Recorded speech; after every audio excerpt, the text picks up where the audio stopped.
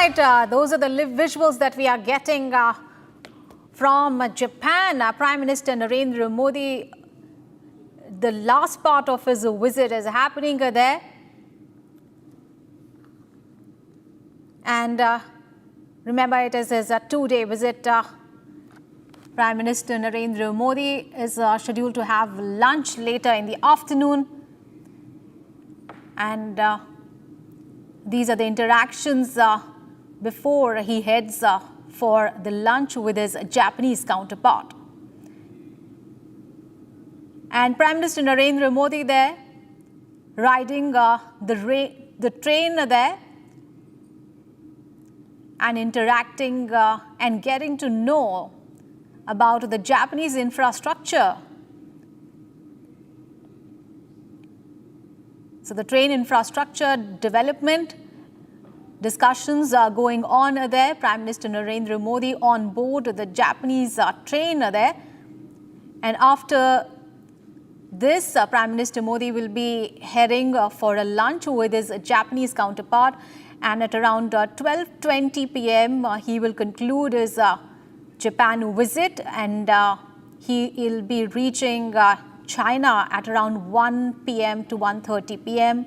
Indian Standard Time. So the last leg really of his two-day visit to Japan. Prime Minister Narendra Modi boarded a train in Japan. All right, our executive editor Abhishek Kapoor is now joining us for more insights on that story. Abhishek, a very good morning. It is really the last leg of Prime Minister Narendra Modi's visit to Japan. We can see there have been several MOUs have been signed, and Prime Minister Modi will be attending a lunch hosted by his Japanese counterpart. Sir, how do you look at this strategic and economic partnership with Japan, especially when we talk about defense sector, semiconductor, infrastructure, while also simultaneously engaging with China at the SCO summit? Well, you see, so this is about Japan and Prime Minister and his counterpart, Prime Minister Ishiba, both together in traveling in the Shinkansen Bullet Train. And in fact, yesterday, in a joint statement that was released by both the sides, the Bullet Train had a prominent mention. The pictures from earlier of the Bullet Train station and the two Prime Ministers coming in, taking their seats. And there is a long history of this Bullet Train engagement that Prime Minister has had going back to 2007, in fact, when he had for the first time visited Japan as Chief Minister of Gujarat, and had this thought that why not India have a bullet train? And that vision actually is coming to fruition with almost 80% of the Ahmedabad-Mumbai section of the bullet train complete, and late next year or early to 2027. India would get its first bullet train. And in fact, the joint statement that I was mentioning about, which has been released by both the sides yesterday, mentions more bullet train sections in India, which means that the ultimate plan is to at least connect 8 other big metros, including Chennai, Bengaluru, Hyderabad, Delhi, Kolkata, Mumbai, with bullet train network. So by the time that really fructifies, India would perhaps be the second biggest bullet train network in the world, because as of now it's China at about 10,000 plus kilometers, and then there is nobody because the European nations are small. They do not have. They have trains which run to about 250 kilometers per hour, but not exactly the Shinkansen bullet trains, which are like 300 plus kilometers per hour speed. So I think in that sense there is a lot of substance and weight in the joint statement and the confabulations that took place yesterday between the two delegations. And Prime Minister there, even if you look at these pictures, he's been briefed by the Japanese about the bullet train system. So I think he's still absorbing, like he had done in the first visit in 2007 as Chief Minister, as to how to broad base it, how to increase the numbered services network. every moment he's sort of taking lessons and absorbing the information. They are in deep conversation. But that's just about the bullet train. The visit, of course, is not just about the bullet train. So today, Prime Minister is in Sendai, and he would be visiting some industry clusters accompanied by Prime Minister Ishiba. And then, of course, there will be a formal luncheon hosted by Prime Minister Ishiba, after which Prime Minister would emplain for China to participate in the Shanghai Cooperation Organization Summit. But I would still stay with these pictures and the Japan visit. In the morning, Prime Minister has had an interaction with the National Governors Association. Then he's being taken around. He would be taken around the Tokyo Electron Factory just after the luncheon, and then, of course, he would be heading to China. The deliberation that took place yesterday have spoken about Digital Partnership 2.0.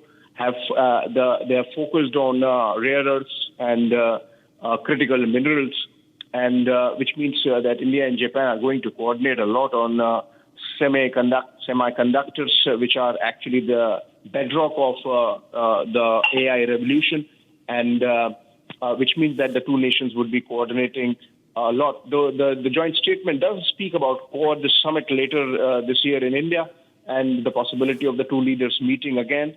But of course, the Quad now is, of course, incumbent upon the frost between India and the United States thawing, and President Trump coming around to the view that the manner in which he has singled out India is perhaps not right. Having said that, the Japan visit has been substantive. It is part of the annual summit-level dialogue mechanism. And next, of course, would happen when Prime Minister Ishiba travels to India next year. But there have been tremendous takeaways, including, I believe, the most significant one, the human resources mission that's been launched, under which about 50,000 skilled workers from India in various sectors would be getting preferential visas to work in Japan to strengthen their economy, to strengthen their production capacity, to strengthen their services. I think this has been a very successful visit of Prime Minister in terms of deliverables, as they are called in the world of diplomacy. And now on to, of course, the second leg, equally important, perhaps optic-wise, even bigger visit to China in Tianjin, where he would be participating in the SCO summit, where he lands today later in the evening. Right. So Prime Minister Modi travelling from Tokyo to Sendai with the Japanese Prime Minister on a high-speed bullet train, more than just a symbolic. Abhishek, talking about really this gesture reflecting the India-Japan partnership in infrastructure, technology, and also what does it really mean for future projects like India's next generation E10 Shinkansen network, and Prime Minister Narendra Modi also mentioning about space collaboration between the two nations as far as Chandrayaan mission is concerned? Well, you see, so the bullet train that's coming up between Ahmedabad and Mumbai is actually one which has a substantial amount of Japanese technology and Japanese financing. And similarly, the Shinkansen E10 network that you're talking about would be an extension of, once we have really perfected operational elements on the ground with the Ahmedabad-Mumbai section over a few years, we would be parallelly launching, as I mentioned, studies and then subsequent execution of bullet trains, for example, between Mumbai and Bengaluru, between Bengaluru and Chennai, between Chennai and Hyderabad, between Delhi and Mumbai, between Delhi and Kolkata. And those would be huge networks. Total networks perhaps would come close to what China has today at about 10,000, 11,000 kilometers and more. So that's a big plan. In fact, this one plan of having a bullet train network in India is going to be a game changer in terms of technology transfer, in terms of India's capacity building, in terms of India's industrial muscle, in terms of India's overall marks to progress.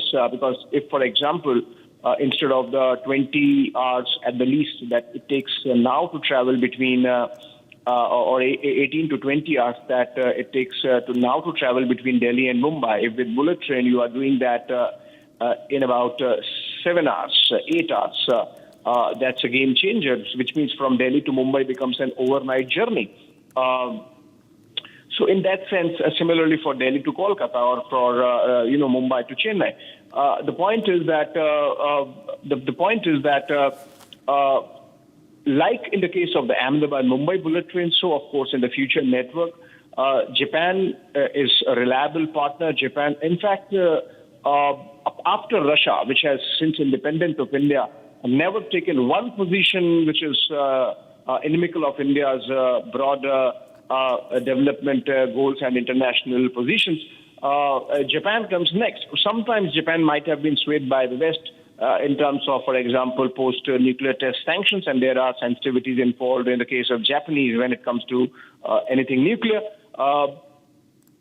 Japan has been a very sturdy and reliable and enduring development partner of India since our independence. So I think there is a long history, there are deep roots, and the Prime Minister has really speeded it up, built up on it, and taken it to the next level. Remember, Prime Minister traveled to Tokyo just 2 days after inaugurating a big project of the Suzuki Corporation in his home state of Ahmedabad, and that's going to be a project which is going to deliver electric vehicles to over 100 countries. So I think that was the reason why Prime Minister made that Make in India for the world pitch that he did during that economic forum meeting jointly addressed by the two Prime Ministers. It's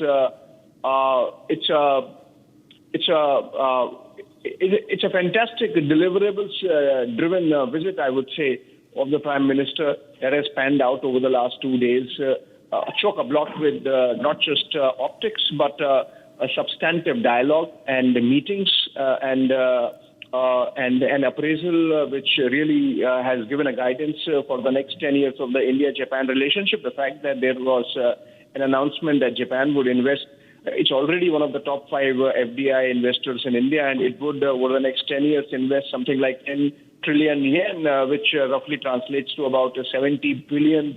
And that's a huge sum, which means that Japan is ready to open its investment chest, investment kitty, and focus on India and sees in India as a place to do business with long-term prospects.